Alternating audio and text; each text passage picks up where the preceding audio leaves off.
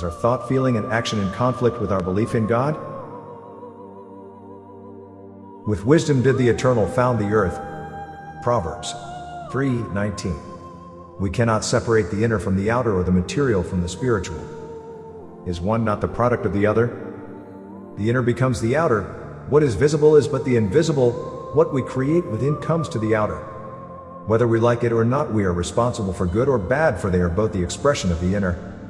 Only in the creation of reality is there freedom from good or bad. As we begin to understand the relationship between each other and the Creator of all, we find a sane and satisfactory solution to all our problems. But if we consider only one relationship and not the other, we will continue to live in the good and evil of our own minds, where there is conflict and duality. In my last lecture I said, "Love worketh no ill to his neighbor." Therefore love is the fulfilling of the law. Many people are deprived of the fulfillment, the satisfaction, and the happiness they anticipate from the fulfillment of their desires. This is due to the methods they ignorantly employ, methods which interfere with the growth, development, and happiness of their neighbors. While the law of creation fulfilled their desires, yet in their ignorance they overlooked the most necessary element of success and happiness, so all their accomplishments were beset with difficulties. They did not realize that love your neighbor as yourself was the fulfillment of the law. In other words, the first consideration and the fulfillment of desire is your neighbor. When you think this out, you will see how necessary it is. When we take this higher law into our operation, the things that beset us rearrange themselves in a wonderful way. They straighten out in the most unexpected fashion.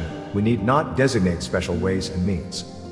The higher intelligence is capable of leading us into avenues more wonderful and infinitely more satisfactory than we ourselves could have chosen.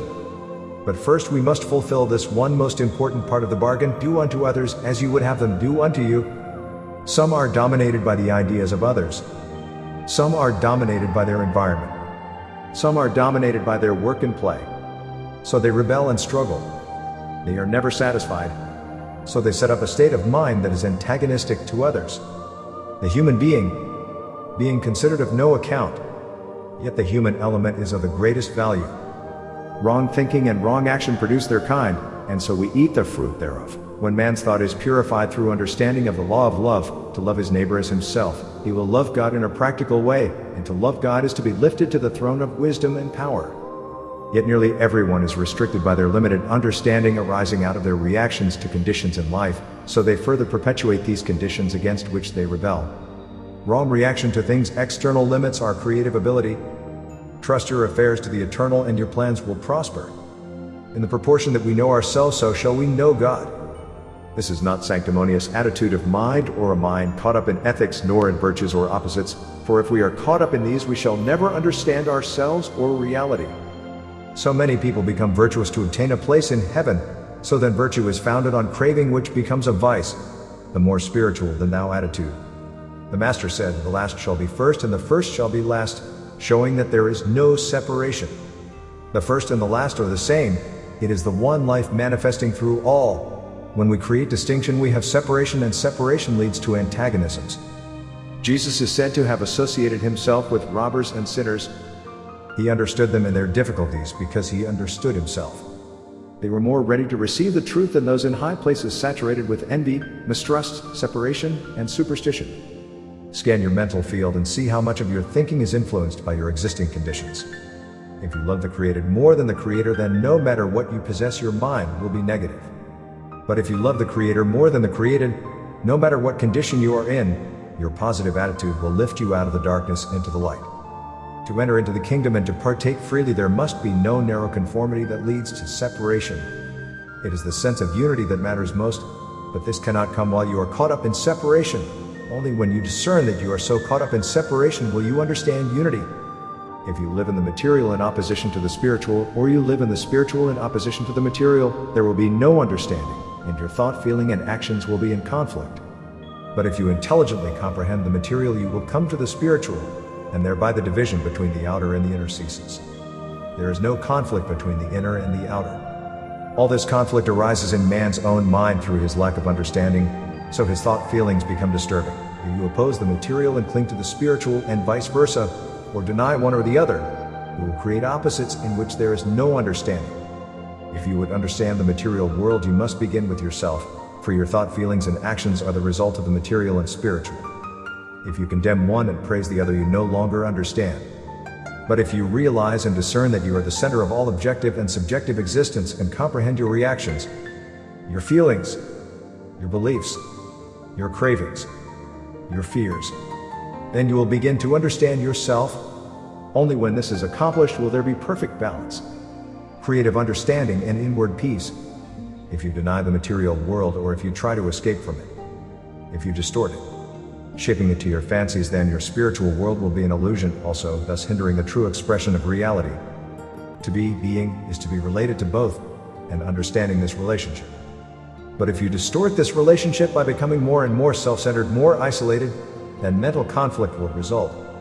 When we understand our desires, our cravings, our beliefs, our superstitions or fancies, our thought, feelings, and reactions, we will begin to understand ourselves and that which is behind both the spiritual and the material. We will see that these things do not affect the reality in us, except we are caught up in these things. If you are uninfluenced by these things, then you will discover the immeasurable. For it will come into being by itself when the mind frees itself from the past, from conditioning influences which create false values. To discern, to observe, you must be detached. Uninfluenced, must cease to be a slave to public opinion, tradition, propaganda. However subtle it may be, the influence of environment shapes also thought, feeling, and this too must be understood. Only through freedom from all that hinders the real can the real be expressed. When you are discerning your thought, feelings continuously, you will realize how easily you have been persuaded to accept, to believe, to act. Is it not so that the daily newspapers, radio, cinemas, books, periodicals shape our thought, feeling? Can you say that you are capable of freeing yourself from their limiting influence? What about the differing cults and religious thought, feelings? One person will accept this while another will accept that, and by doing so create antagonisms and conflict. Can you discern clearly how this imitative acceptance is influencing and fashioning thought, feeling? In this imitative confusion there is little hope of finding the real. To understand this conflict and confusion, thought, feeling must extricate itself from it, so becoming clear, unbiased, and simple. How easily we are persuaded, drugged by imitation, propaganda, and public opinion. When you cease to create through reaction and belief, true understanding comes, and there is true creativeness. It is said that a belief in God will change the world. But we have had a belief in God for centuries, yet we have created a terrible world of strife and misery for 3/4 of its population. Has our belief in God altered our intentions in the racial field of action? Have we not taken from the heathen races a belief to give them another belief? Yet because we do not practice what we preach, the poor unfortunates who look to us for wisdom and love are sadly disillusioned. Both the savage and the highly civilized believe in a God. But this belief has not done away with killing, oppression, and exploitation. On the contrary, it has added more subtle methods of destruction and persecution in the name of peace, in the name of God. If we can put away these contending beliefs and ideologies, we will be better able to bring about a deep change in our daily living, thereby bringing about the means for a better world. Human beings are more important than beliefs, differing creeds, political ideas, and ideologies. Is it not our everyday thought, feelings, actions caught up in false values that have caused all wars, strife, and misery? Is it not so that we have changed little in our thoughtlessness, our exclusive nationalism, our racial and dogmatic creeds, lack of goodwill and compassion? Unless we discern this with a clear mind, we will create further chaos and sorrow for ourselves and others. Is not the divine truth, love your neighbor as yourself, our only protection? But how can we love our neighbor unless we first understand ourselves? Is it not so that we are still the result of the past, and the past is still influencing our actions? Without understanding this, we only invite further disaster. Thought, feeling, action based upon the past becomes a hindrance to the expression of the real. When our thought, feeling is anchored to the past, made dependent upon the created, the past or future, understanding of the ever-present is not possible. What is the use of having a belief in God unless we first understand ourselves? Only through spontaneous flow of the ever-present life in the mind that has silenced the past and future can the glory of the uncreated be known. In this alone is there true creativeness, which brings goodwill, peace, and brotherly love. This spontaneous flow of the ever-present life must be free from the memory of the past. What I mean is this: when you see a beautiful sunset, in that moment of beauty there is a spontaneous creative inward joy. When you wish to repeat the experience through memory, there is no such spontaneous creative joy. You try to imagine through memory, you try to get that same spontaneous inward joy, but it is not there. In that moment of spontaneous inward creative joy, the mind was not expecting or wanting, therefore was capable of receiving. But having received, it desires more, therefore it craves through memory. It is this that hinders the expression of reality.